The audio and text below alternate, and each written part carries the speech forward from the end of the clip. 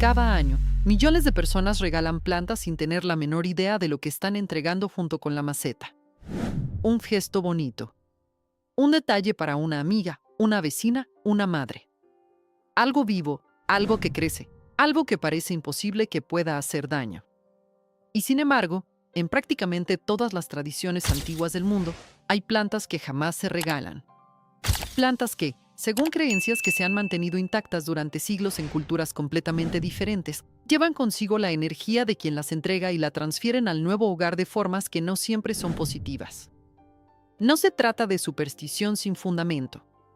Se trata de tradiciones que han sobrevivido al paso del tiempo porque las personas que las practican han observado patrones. Patrones que se repiten una y otra vez. Alguien regala una de estas plantas y poco después algo cambia. A veces en la casa que recibe. A veces en la casa que da. A veces en las dos. Y cuando esas observaciones se acumulan durante generaciones enteras, dejan de ser coincidencias y se convierten en sabiduría popular. En más de 20 años cultivando, he conocido a decenas de jardineros experimentados que jamás regalan ciertas plantas. No por tacañería, sino por respeto. Por conocer las reglas no escritas del mundo vegetal. Por saber que hay cosas que se compran, cosas que se intercambian y cosas que simplemente no se dan. Las 5 plantas que se presentan en este video son precisamente esas. Las que todo jardinero con experiencia sabe que no se regalan. Y las razones van mucho más allá de lo que la mayoría imagina. Planta 1. La ruda. Ruta draveolens, la protectora que no se comparte. La ruda encabeza esta lista por una razón que cualquiera que conozca esta planta entiende de inmediato. La ruda es, ante todo, una planta de protección personal. Es un escudo. Un guardián.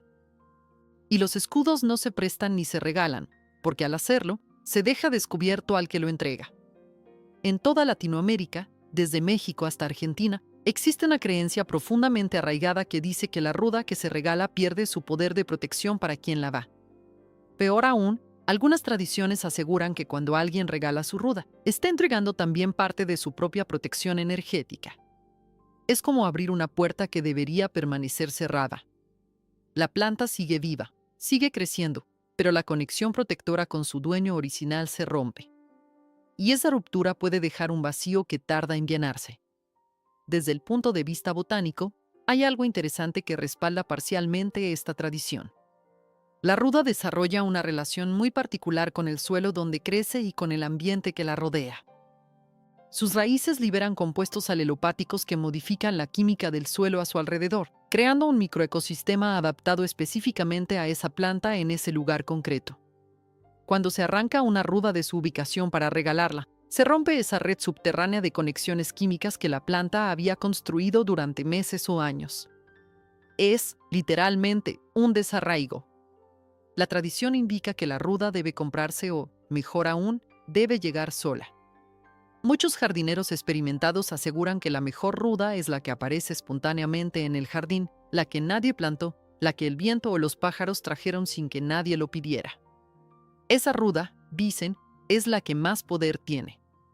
La que eligió ese hogar por una razón. Y hay un aspecto de la ruda que hace que regalarla sea especialmente delicado. Esta planta, como se ha mencionado en videos anteriores, tiene la reputación de absorber energías negativas. Si alguien regala su ruda a otra persona, existe la posibilidad de que la planta lleve consigo parte de la energía que ha absorbido en su hogar original. No se estaría regalando solo una planta. Se estaría transfiriendo una carga energética acumulada que el receptor no pidió y probablemente no necesita. Los curanderos tradicionales que trabajan con ruda tienen una regla muy clara al respecto. La ruda de protección es personal e intransferible. Se puede recomendar a alguien que compre su propia ruda, se le puede enseñar cómo cultivarla, se le puede explicar dónde colocarla, pero nunca se le da la propia. Esa línea no se cruza. Incluso a los mercados tradicionales de plantas, los vendedores más conocedores aconsejan que cuando se compra una ruda nueva, se debe dejar 3 días al sol antes de meterla en la casa, para que se limpie de las energías del lugar donde estuvo antes. Si eso se recomienda incluso con una planta comprada, con más razón se entiende por qué regalar una ruda usada es algo que los que saben prefieren evitar. Planta 2. El cactus, el regalo que clava más que espinas. Los cactus son probablemente las plantas que más se regalan en todo el mundo. Son baratos, resistentes, no necesitan casi cuidados y vienen en formas tan variadas y llamativas que resultan irresistibles como regalo. Y sin embargo, en muchas tradiciones relacionadas con la energía del hogar, regalar un cactus es uno de los peores regalos que se pueden hacer. La razón principal tiene que ver con las espinas. Las espinas son, en esencia, hojas modificadas que la planta desarrolló como mecanismo de defensa en ambientes hostiles. Son puntas diseñadas para repeler, para pinchar, para mantener a distancia. Y según las tradiciones del Feng Shui, de la cultura popular latinoamericana y de varias corrientes de armonización energética, las espinas generan lo que se conoce como energía cortante. Una energía que dispersa, que fragmenta, que crea tensión en el ambiente donde se encuentra. Regalar un cactus, según estas tradiciones, es regalar conflicto. Es introducir en el hogar ajeno un elemento que puede generar discusiones, malentendidos, fricciones entre los habitantes de la casa. No porque el cactus sea una planta mala, sino porque su energía defensiva está diseñada para ambientes donde se necesita protección agresiva, no para espacios donde se busca armonía y paz. Esto no significa que los cactus sean plantas negativas. En su entorno natural, en un jardín exterior, en un balcón soleado, los cactus cumplen funciones magníficas. Son supervivientes extraordinarios que almacenan agua en condiciones imposibles, que florecen en los desiertos más hostiles, que demuestran que la vida se abre camino incluso donde parece imposible. Esa resiliencia es admirable. Pero esa misma energía de supervivencia en condiciones extremas no siempre es lo que un hogar necesita. El problema específico de regalar un cactus es que quien lo recibe no eligió esa energía para su casa. No decidió conscientemente que necesitaba una planta defensiva. Y cuando esa energía llega sin ser invitada, sin contexto, sin intención, puede desequilibrar espacios que estaban en calma. Especialmente si el cactus se coloca en el dormitorio, la cocina o la sala de estar, que son los espacios donde la energía debería fluir de forma suave y acogedora. Hay una excepción importante que los conocedores suelen mencionar. Si la persona que va a recibir el cactus lo ha pedido específicamente, si ha expresado su deseo de tener uno, entonces el regalo cambia de naturaleza. Ya no es una imposición energética, sino una respuesta a una necesidad consciente. La intención del receptor transforma el significado del regalo. Pero regalar un cactus por sorpresa, sin saber si la otra persona lo quiere o lo necesita, es un riesgo que muchas tradiciones recomiendan evitar. Un detalle curioso que pocos conocen es que en algunas regiones de México, cuando alguien recibe un cactus como regalo y no lo desea, la tradición dice que debe enterrar una moneda en la maceta para neutralizar la energía cortante de las espinas. La moneda, símbolo de prosperidad, contrarresta el efecto dispersante de las puntas. Es un remedio tradicional que refleja la complicidad de las relaciones entre plantas, energía y hogares. Planta 3. La yedra, Hedera helix, la trepadora que se lleva todo. La yedra es una de las plantas más hermosas y elegantes que existen. Sus hojas verdes, brillantes, cayendo en cascadas desde estantes y macetas colgantes, tienen un atractivo decorativo innegable. Pero detrás de esa belleza hay una naturaleza que las tradiciones populares han observado con cautela durante siglos. La yedra es una planta parásita. No en el sentido botánico estricto, porque técnicamente produce su propia energía a través de la fotosíntesis, pero sí en su comportamiento. La yedra trepa, se agarra, se extiende, invade, cubre y eventualmente asfixia a las plantas y estructuras que utiliza como soporte. En la naturaleza, la yedra puede cubrir un árbol entero hasta matarlo por falta de luz. Puede penetrar las grietas de una pared y debilitarla desde dentro. Puede extenderse por un jardín hasta dominarlo por completo si no se controla. Regalar una yedra, según muchas tradiciones, es regalar ese comportamiento invasivo. Es introducir en el hogar ajeno una energía que se extiende sin control, que absorbe, que toma más de lo que da. Algunas tradiciones van más allá y aseguran que regalar yedra puede generar dependencia emocional entre quien la da y quien la recibe. La planta actúa como un vínculo invisible que conecta los dos hogares de formas no siempre saludables. En el Feng Shui, las plantas trepadoras en general se consideran problemáticas dentro del hogar porque su crecimiento errático desordena el flujo de energía. La yedra en particular, con su tendencia a crecer en todas direcciones y a agarrarse a cualquier superficie, representa el caos energético. Y ese caos, cuando llega como regalo, se percibe como especialmente intrusivo porque no fue elegido por el receptor. Desde el punto de vista práctico, regalar una hiedra tiene otro problema que pocos mencionan. La hiedra es extremadamente difícil de eliminar una vez que se establece. Si la persona que la recibe decide después de un tiempo que no la quiere, arrancarla por completo puede ser una tarea complicada. Las raíces aéreas se adhieren a las paredes, los tallos se enredan en otras plantas, los fragmentos que quedan en el suelo pueden rebrotar. Es un regalo que, literalmente, cuesta sacarse de encima. Hay una expresión popular en algunos países mediterráneos que dice que la hiedra es como ciertos invitados. Llega con una sonrisa, se instala sin pedir permiso y después no hay manera de que se vaya. Y esa analogía refleja perfectamente por qué esta planta, por hermosa que sea, no debería regalarse a la ligera. La hiedra tiene su lugar. En jardines exteriores, cubriendo muros feos, tapando vallas oxidadas, creando cortinas verdes en pérgolas bien controladas. Ahí cumple una función magnífica. Pero como regalo, introducida en un hogar ajeno sin contexto ni control, las tradiciones coinciden en que es mejor evitarla. Planta 4. Las hortensias. Hidrangia, la flor que se lleva la suerte en el amor. Las hortensias son espectaculares. Sus enormes racimos de flores azules, rosadas, blancas o moradas son de las cosas más impresionantes que el mundo vegetal puede ofrecer.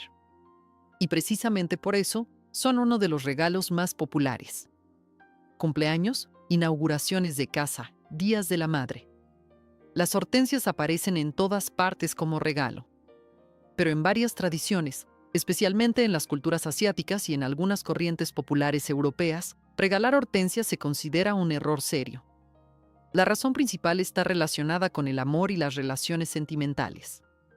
En Japón, donde las hortensias crecen de forma abundante y son profundamente respetadas como planta ornamental, existe una tradición que asocia la hortensia con la soledad y el rechazo. Regalar hortensias a una persona soltera, según esta tradición, puede prolongar su soltería.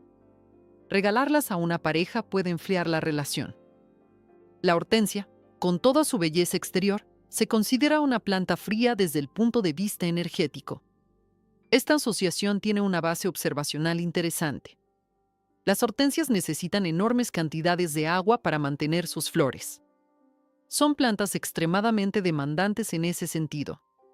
Absorben tanta agua del suelo que otras plantas cercanas pueden marchitarse por falta de hidratación. Esa naturaleza absorbente, esa necesidad constante de residir, se interpreta simbólicamente como una energía que toma más de lo que aporta a las relaciones. En el Feng Shui, las hortensias se consideran plantas que estancan la energía romántica.